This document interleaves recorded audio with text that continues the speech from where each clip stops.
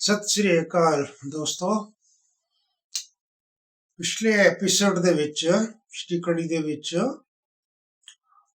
ਮੈਂ ਪ੍ਰਕਾਸ਼ ਕੁਝ ਸ਼ਰਾਬ ਦੇ ਉੱਤੇ ਤੇ ਮੈਂਟਲ ਹੈਲਥ ਦੇ ਉੱਤੇ ਪਾਇਆ ਸੀ, ਮਾਨਸਿਕ ਸਵਾਸਥ, ਜਿਹਦੇ ਨਾਲ ਸਾਡੀ ਆਦਤ, ਐਡਿਕਸ਼ਨ, ਐਟੀਟਿਊਡ ਦਾ ਸੰਬੰਧ ਹੈ।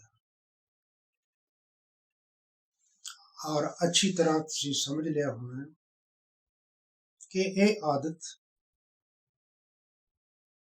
ਹੌਲੀ ਹੌਲੀ ਸਾਰੇ ਵਿਸ਼ਵ ਵਿੱਚ ਵਿਆਪਕ ਹੋ ਰਹੀ ਹੈ। ਆਓ ਅੱਜ ਆਪਾਂ ਸਮਝੀਏ ਕਿ ਇਸ ਤੋਂ ਅਗਲੀ ਪੀੜ੍ਹੀ ਦੇ ਵਿੱਚ ਸਮਾਜਿਕ ਸਵਾਸਥ,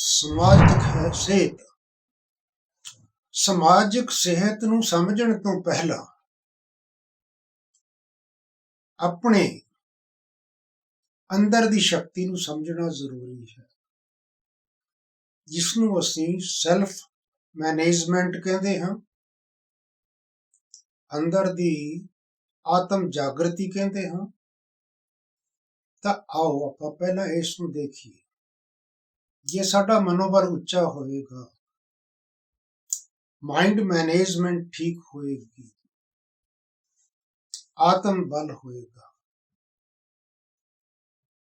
ਫਿਰ ਸਾਨੂੰ ਸਮਾਜਿਕ ਸਵਾਸਥ ਅੱਛੀ ਕਰਨ ਦੇ ਵਿੱਚ, ਬਰਕਰਾਰ ਰੱਖਣ ਦੇ ਵਿੱਚ ਕੋਈ ਮਿਹਨਤ ਨਹੀਂ ਹੈ।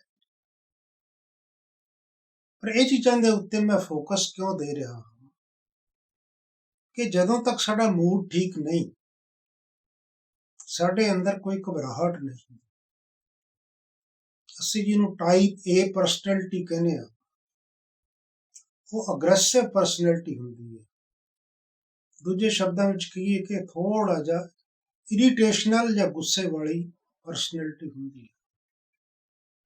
ਇਹ ਪਰਸਨੈਲਿਟੀ ਨੂੰ ਪਰਸਨੈਲਿਟੀ ਟਾਈਪ ਬੀ ਵਿੱਚ ਪਰਿਵਰਤਨ ਅਸੀਂ ਕਰ ਸਕਦੇ ਹਾਂ, ਕਿਉਂਕਿ ਜਿਸ ਤਰ੍ਹਾਂ ਸਾਡੇ ਸਰੀਰ ਦੇ ਅੰਗ ਸਾਡੇ ਆਪਣੇ ਕੰਟਰੋਲ ਵਿੱਚ ਹਨ,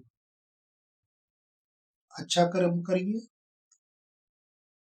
ਜਾਂ ਬੁਰਾ ਕਰਮ, ਇਸ ਤਰ੍ਹਾਂ ਹੀ ਇਹ ਤਿੰਨੇ ਸ਼ਕਤੀਆਂ, ਇਹਨਾਂ ਤੇ ਥੋੜੀ ਮਿਹਨਤ ਲੱਗਦੀ ਹੈ। ਇੱਕ ਤਾਂ ਇਹਦਾ ਗਿਆਨ ਸਾਨੂੰ ਸਕੂਲਾਂ ਕਾਲਜਾਂ ਵਿੱਚ ਨਹੀਂ ਦਿੱਤਾ ਗਿਆ, ਦੂਜਾ ਮੈਡੀਕਲ ਸਾਇੰਸ ਦੇ ਵਿੱਚ ਵੀ, ਈਵਨ ਇੱਥੋਂ ਤੱਕ ਕਿ ਪੋਸਟ ਗ੍ਰੈਜੂਏਸ਼ਨ ਦੇ ਵਿੱਚ ਵੀ ਇਸ ਦਾ ਕੋਈ ਨੌਲੇਜ ਨਹੀਂ, ਔਰ ਸਾਈਕੈਟਰੀ ਦੇ ਵਿੱਚ ਵੀ ਇਸ ਦਾ ਕੋਈ ਨੌਲੇਜ ਨਹੀਂ। ਇਸ ਦਾ ਜਿਹੜਾ ਐਨਾਟੋਮਿਕਲ ਰੂਪ ਹੈ ਉਹ ਵੀ ਥੋੜਾ ਗਲਤ ਹੈ, ਕਿਉਂਕਿ ਜਿਸ ਨੂੰ ਅਸੀਂ ਸਰੀਰ ਦਾ ਹਿੱਸਾ ਸਮਝਦੇ ਸੀ, ਉਹ ਸਰੀਰ ਦਾ ਹਿੱਸਾ ਨਹੀਂ ਹੈ, ਉਹ ਸਰੀਰ ਦੀ ਸ਼ਕਤੀ ਨਹੀਂ ਹੈ। ਮਨ ਦੀ ਜਿਹੜੀ ਸ਼ਕਤੀ ਹੈ ਉਹ ਆਤਮਾ ਦੀ ਸ਼ਕਤੀ ਹੈ। ਆਤਮਾ ਤਿੰਨ ਸ਼ਕਤੀਆਂ ਦੁਆਰਾ ਕੰਮ ਕਰਦੀ ਹੈ: ਮਨ, ਬੁੱਧੀ ਤੇ ਸੰਸਕਾਰ, ਆਦਤ। ਆਪਾਂ ਇਹਨਾਂ ਦੇ ਉੱਤੇ ਥੋੜਾ ਫੋਕਸ ਪਾਈਏ। ਆਤਮਾ ਦੀ ਸ਼ਕਤੀ ਨੂੰ ਕੰਪੇਅਰ ਇੱਕ ਮੋਟਰ ਗਾੜੀ ਨਾਲ ਕੀਤਾ ਜਾ ਸਕਦਾ ਹੈ। ਅਗਰ ਮੋਟਰ ਗਾੜੀ ਦੀ ਬੈਟਰੀ ਅੱਛੀ ਹੈ, ਫੁੱਲ ਹੈ, ਆਟੋ ਸਟਾਰਟ ਹੈ, ਤੇ ਮੋਟਰ ਗਾੜੀ ਅੱਛੀ ਚੱਲਦੀ ਹੈ, ਚੜਾਈ ਵੀ ਚੜ ਜਾਂਦੀ ਹੈ, ਤਾਂ ਵੀ ਕੋਈ ਮਿਹਨਤ ਨਹੀਂ ਲੱਗਦੀ। ਪਰ ਜੇ ਮੋਟਰ ਗਾੜੀ ਦੀ ਬੈਟਰੀ ਡਿਸਚਾਰਜ ਹੋ ਜਾਵੇ ਤਾਂ ਆਪਾਂ ਦੇਖਦੇ ਹਾਂ ਕਿ ਮੋਟਰ ਵੀ ਰੁਕ ਰੁਕ ਕੇ ਚੱਲਦੀ ਹੈ, ਧੀਰੇ ਧੀਰੇ ਚੱਲਦੀ ਹੈ। ਜਦੋਂ ਟੋਟਲ ਡਿਸਚਾਰਜ ਹੋ ਜਾਂਦੀ ਹੈ ਤਾਂ ਮੋਟਰ ਖੜੀ ਹੋ ਜਾਂਦੀ ਹੈ। ਹੁਣ ਇਹ ਸਰੀਰ ਰੂਪੀ ਮੋਟਰ, ਜਿਹਨੂੰ ਹਾਰਡਵੇਅਰ ਕਿਹਾ ਜਾਂਦਾ ਹੈ, ਇਸ ਦੀ ਬੈਟਰੀ ਹੈ ਕੌਨਸ਼ੀਅਸਨੈਸ। ਤਾਂ ਸਾਨੂੰ ਕੌਨਸ਼ੀਅਸ ਹੋਣਾ ਜ਼ਰੂਰੀ ਹੈ। ਕੌਨਸ਼ੀਅਸਨੈਸ ਵਾਸਤੇ ਉਹਦੀ ਆਤਮ ਜਾਗਰਤੀ ਬਹੁਤ ਜ਼ਰੂਰੀ ਹੈ। ਜੇ ਆਤਮਾ ਇੱਕ ਬੈਟਰੀ ਹੈ, ਇਹ ਫੁੱਲ ਚਾਰਜ ਹੈ, ਤਾਂ ਉਹ ਆਪਣੀਆਂ ਦੂਜੀਆਂ ਤਿੰਨੇ ਸ਼ਕਤੀਆਂ ਨੂੰ ਬੜੀ ਆਸਾਨੀ ਦੇ ਨਾਲ ਮੋਟੀਵੇਟ ਕਰ ਸਕਦੀ ਹੈ। ਅੱਜ ਅਸੀਂ ਬੜੇ ਮੋਟੀਵੇਸ਼ਨਲ ਲੈਕਚਰ ਸੁਣਦੇ ਹਾਂ, ਅਸੀਂ ਟੈਂਪਰੇਰੀ ਮੋਟੀਵੇਟ ਵੀ ਹੋ ਜਾਂਦੇ ਹਾਂ ਕਿ ਸਾਨੂੰ ਆਪਣੇ ਜੀਵਨ ਨੂੰ ਪਰਿਵਰਤਨ ਕਰਨਾ, ਬਦਲਣਾ ਚਾਹੀਦਾ ਹੈ। ਸਾਨੂੰ ਸਾਡੀ ਆਦਤ ਨੂੰ ਬਦਲਣਾ ਚਾਹੀਦਾ ਹੈ, ਨਹੀਂ ਤਾਂ ਇਹ ਇੱਕ ਧੀਮੇ ਜ਼ਹਿਰ ਦੀ ਤਰ੍ਹਾਂ ਹੌਲੀ ਹੌਲੀ ਸਾਨੂੰ ਸਾਡੀ ਸਿਹਤ ਨੂੰ ਡਾਊਨ ਕਰਦੀ ਹੈ।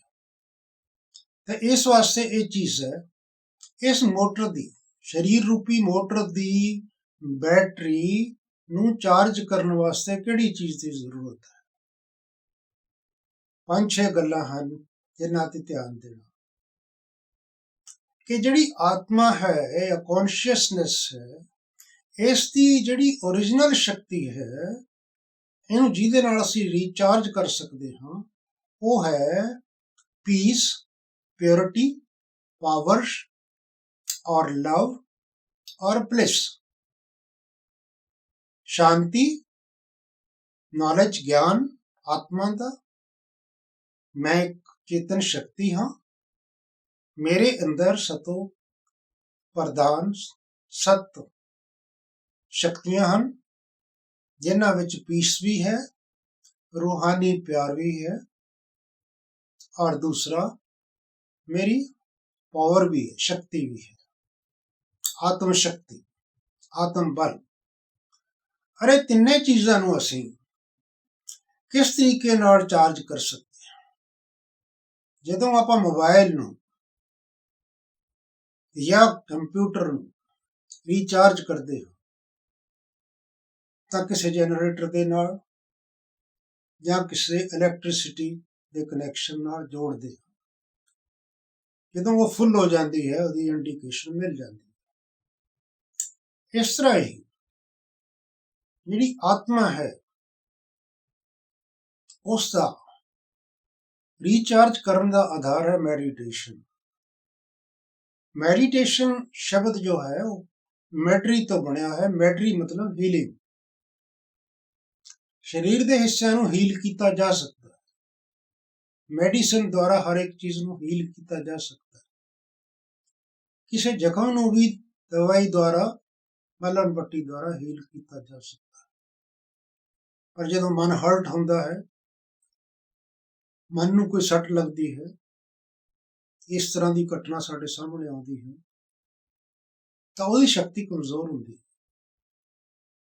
ਬਾਰ-ਬਾਰ ਰੈਪੀਟੇਸ਼ਨ ਦੁਆਰਾ, ਬਾਰ-ਬਾਰ ਰਿਪੀਟ ਕਰਨ ਦੇ ਦੁਆਰਾ ਉਹ ਸ਼ਕਤੀ ਕਮਜ਼ੋਰ ਹੋ ਜਾਂਦੀ ਹੈ। ਹੁਣ ਆਪਾਂ ਲਈਏ ਕਿ ਮੈਡੀਟੇਸ਼ਨ ਤਾਂ ਆਪਾਂ ਜਨਮਾਂ ਤੋਂ ਕਰਦੇ ਆਏ, ਔਰ 20ਵੀਂ ਸਦੀ ਦੇ ਵਿੱਚ ਤਾਂ ਮੈਡੀਟੇਸ਼ਨ ਇੰਨੇ ਜ਼ਿਆਦਾ ਆ ਗਏ ਕਿ ਰੋਜ਼ ਨੈਟ ਖੋਲੋ ਮੈਡੀਟੇਸ਼ਨ। ਅਰੇ ਮੈਡੀਟੇਸ਼ਨ ਕਰਦੇ ਹੋਏ ਸੰਸਾਰ ਦੀ ਹਾਲਤ ਕਿੱਧਰ ਜਾ ਰਹੀ ਹੈ, ਔਰ ਇਨਸਾਨ ਦੀ ਹਾਲਤ ਕਿੱਧਰ ਜਾ ਰਹੀ ਹੈ?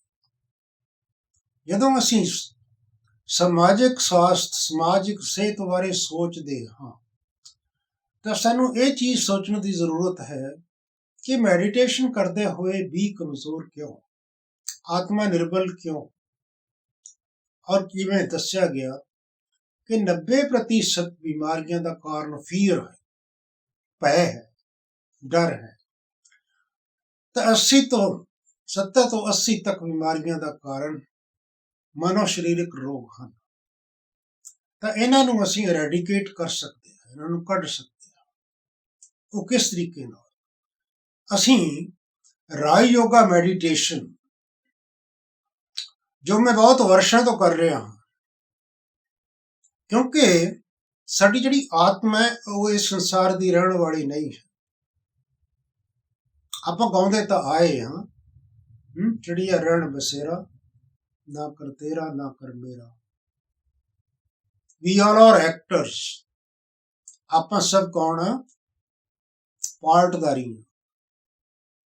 ਇਹ ਸੰਸਾਰ ਇੱਕ ਡਰਾਮਾ ਹੈ, ਇਹ ਇੱਕ ਸੀਰੀਅਲ ਹੈ, ਜੀਵਨ ਇੱਕ ਯਾਤਰਾ ਹੈ। ਇਹ ਯਾਤਰਾ ਦੇ ਵਿੱਚ ਖੁਸ਼ੀ ਦੇ ਵਿੱਚ ਰਹਿਣਾ, ਔਰ ਯਾਤਰਾ ਵਿੱਚ ਚਲਦੇ ਚਲਦੇ ਹਰ ਮਿੰਟ, ਹਰ ਸੈਕਿੰਡ, ਹਰ ਘੰਟੇ ਦੇ ਉੱਤੇ ਖੁਸ਼ ਰਹਿਣਾ ਔਰ ਸਫਲਤਾ ਨੂੰ ਪ੍ਰਾਪਤ ਕਰਨਾ। ਸਫਲਤਾ ਕਿਸੇ ਮੰਜ਼ਿਲ ਤੇ ਪਹੁੰਚਣ ਤੇ ਨਹੀਂ ਹੁੰਦੀ, ਸਫਲਤਾ ਹਰ ਮਿੰਟ ਦੇ ਉੱਤੇ ਹੁੰਦੀ ਹੈ, ਜਿਸ ਦੇ ਨਾਲ ਸਾਡਾ ਜੀਵਨ ਹਰ ਮਿੰਟ ਦੇ ਵਿੱਚ ਖੁਸ਼ੀ ਵਿੱਚ ਰਹਿੰਦਾ ਹੈ, ਹਰਸ਼ਿਤ ਮੁਖ ਰਹਿੰਦਾ ਹੈ।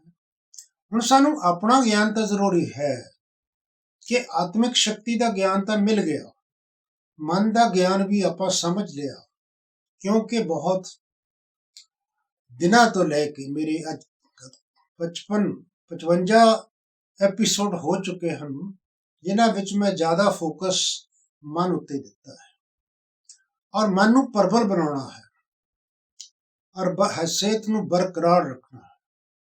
ਹੁਣ ਆਪਾਂ ਅੱਗੇ ਸੋਚੀਏ ਕਿ ਜੋ ਪਰਮ ਪਿਤਾ ਪਰਮਾਤਮਾ, ਜਿਸ ਨੂੰ ਅਸੀਂ ਗੋਡ ਫਾਦਰ ਕਹਿੰਦੇ ਹਾਂ, ਉਹ ਸਾਰੇ ਧਰਮਾਂ ਦਾ ਪਿਤਾ ਹੈ। ਉਹ ਕਿਸੇ ਦੇ ਨਾਲ ਦੁਆਇਤ ਨਹੀਂ ਕਰਦਾ, ਉਹ ਹਰ ਇੱਕ ਆਤਮਾ ਦਾ ਉਦਾਰ ਕਰਦਾ ਹੈ। ਅਸੀਂ ਉਸ ਨਾਲ ਮੈਡੀਟੇਸ਼ਨ ਕਰੀਏ। ਮੈਡੀਟੇਸ਼ਨ ਦਾ ਅਰਥ ਹੀ ਹੈ ਯੋਗ। ਯੋਗ ਦਾ ਅਰਥ ਹੈ ਜੋੜਨਾ। ਔਰ ਜਦੋਂ ਅਸੀਂ ਇਸ ਸੰਸਾਰ ਦੇ ਵਿੱਚ ਕਿਸੇ ਬੱਚੇ ਨੂੰ ਜਨਮ ਦਿੰਦੇ ਹਾਂ ਤਾਂ ਸਾਡਾ ਜਿਹੜਾ ਹੈ ਉਸ ਦੇ ਨਾਲ ਕਨੈਕਸ਼ਨ ਜੁੜ ਜਾਂਦਾ ਹੈ, ਔਰ ਬੱਚਾ ਵੱਡਾ ਹੁੰਦਾ ਹੈ ਤਾਂ ਉਹਦਾ ਦੋਸਤਾਂ ਨਾਲ ਕਨੈਕਸ਼ਨ ਜੁੜ ਜਾਂਦਾ ਹੈ। ਉਹਦਾ ਯੋਗ ਪਰਿਵਰਤਨਸ਼ੀਲ ਹੈ ਔਰ ਉਸ ਤੋਂ ਮਗਰੋਂ ਸ਼ਾਦੀ ਹੋਈ, ਬੱਚੇ ਹੋਏ ਔਰ ਉਸ ਤੋਂ ਮਗਰੋਂ ਮਿਡਲ ਏਜ, ਬੁਢਾਪਾ ਆਇਆ। ਇਸ ਚੱਕਰ ਦੇ ਵਿੱਚ ਉਹ ਚੱਲਦਾ ਰਹਿੰਦਾ ਹੈ। ਉਹਦਾ ਯੋਗ ਪਰਿਵਰਤਨਸ਼ੀਲ ਹੈ ਔਰ ਸਾਡਾ ਯੋਗ ਜੋ ਹੈ ਉਹ ਅਸੀਂ ਆਪਣੇ ਸਰੂਪ ਨੂੰ ਬਦਲੀ ਕਰਨਾ ਹੈ। ਆਪਣਾ ਸਰੂਪ ਹੁਣ ਇਸ ਟਾਈਮ ਦੇ ਉੱਤੇ ਦੇਹਧਾਰੀ ਦਾ ਸਰੂਪ ਹੈ। ਅਸੀਂ ਭੌਤਿਕਵਾਦੀ ਬਣ ਚੁੱਕੇ ਹਾਂ, ਮੈਟੀਰੀਅਲਿਸਟਿਕ ਬਣ ਚੁੱਕੇ ਹਾਂ ਔਰ ਫੰਡਾਮੈਂਟਲਿਜ਼ਮ ਆ ਗਿਆ ਹੈ ਕਿ ਅਸੀਂ ਆਪਣੇ ਇੱਕ ਲਿਮਟਿਡ ਪਰਿਵਾਰ ਦੇ ਨਾਲ ਹੀ ਜੁੜੇ ਹੋਏ ਹਾਂ, ਇਸਤਰੀ ਪੁਰਸ਼ ਜਾਂ 2 ਬੱਚੇ। ਪਰ ਇੱਕ ਸੰਸਾਰ ਤਾਂ ਇੱਕ ਟਾਈਮ ਦੇ ਉੱਤੇ ਇੱਕ ਬਹੁਤ ਵੱਡਾ ਪਰਿਵਾਰ ਸੀ, ਜਿਸ ਦੇ ਅੰਦਰ ਔਰ ਇਹ ਸੰਸਾਰ ਸੁਖੀ ਸੀ। ਇਸ ਵਾਸਤੇ ਹੀ ਵਰਲਡ ਹੈਲਥ ਆਰਗੇਨਾਈਜੇਸ਼ਨ ਨੇ, ਵਿਸ਼ਵ ਸਵਾਸਥ ਸੰਘ ਨੇ ਸਮਾਜਿਕ ਸਵਾਸਥ ਨੂੰ ਅੱਗੇ ਰੱਖਿਆ ਕਿ ਆਪਣੀ ਸਿਹਤ ਨੂੰ ਸਮਾਜ ਵਿੱਚ ਰਹਿੰਦੇ ਹੋਏ, ਪਰਿਵਾਰ ਵਿੱਚ ਰਹਿੰਦੇ ਹੋਏ ਵੀ ਅੱਛਾ ਬਣਾਓ, ਬਰਕਰਾਰ ਰੱਖੋ। ਤਾਂ ਉਹਦੇ ਵਾਸਤੇ ਸਾਨੂੰ ਦੋਨੇ ਗੱਲਾਂ ਦੀ ਜ਼ਰੂਰਤ ਹੈ ਸਮਝਣ ਦੀ, ਕਿ ਸਰੀਰ ਨੂੰ ਸਮਝਣਾ ਤਾਂ ਬਹੁਤ ਜ਼ਰੂਰੀ ਹੈ ਹੀ, ਪਰ ਉਹਦੇ ਨਾਲ ਅੰਦਰ ਕੌਨਸ਼ੀਅਸ ਚੇਤਨਾ ਨੂੰ ਸਮਝਣਾ ਵੀ ਬਹੁਤ ਜ਼ਰੂਰੀ ਹੈ। ਇਸ ਦੇ ਸਾਥ ਹੀ ਮੈਂ ਅੱਜ ਦੇ ਐਪੀਸੋਡ ਨੂੰ ਵਿਰਾਮ ਦਿੰਦਾ ਹੋਇਆ ਇਸ ਕੜੀ ਨੂੰ ਚਾਲੂ ਰੱਖਾਂਗਾ। ਸਤਿ ਸ਼੍ਰੀ ਅਕਾਲ।